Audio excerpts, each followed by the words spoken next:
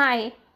उद्या महाशिवरात्री. म्हणजे छोट्याशा कुंडीमध्ये एका गोकर्णाला फूल आलंय बघा, सुंदर. जे महादेवाला खूप आवडतं, शिवाला आवडतं.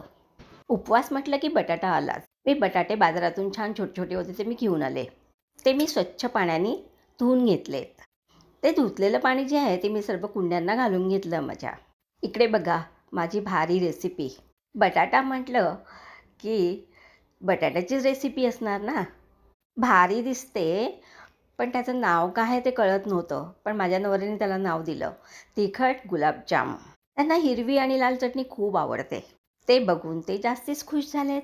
खूप आवडली बरं का त्यांना. कशी बनवली बघूया आपण.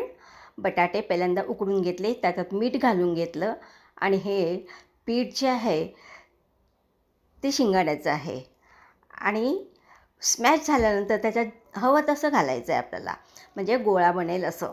आता हे मी सगळे बॉल्स बनवून घेतलेत. एका भांड्यामध्ये पाणी उकळायला ठेवलं. त्याच्यात मी अर्धे बॉल उकळायला ठेवलेत. ते हायवर 5-7 मिनिटंच उकळायचे आहेत, म्हणजे बॉईल करायचे आहेत. आता ते एका बाउलमध्ये काढून घेतलेत मी. आता मी कढई ठेवून त्याच्यामध्ये तळायला घेतले. अर्धे जे बॉल होते ते तळायला घेतले. छान गुलाबी रंगात तळून घेतलेत. ते सुद्धा बाउलमध्ये काढून घेतले आणि फोडणी केली. त्याच तेलामध्ये जिरं आणि तिखट घालून घेतलं. तुम्हाला हवे असेल तर कोथिंबीर घालू शकता. मी नाही घातली. बघा हे 2 बाउल तयार केलेत मी. एक उकडलेले आणि एक तळलेले. आता त्या फोडणीमध्ये एक-एक करून सगळे घालून घेतले. सर्व याला छान लागेल तिखट.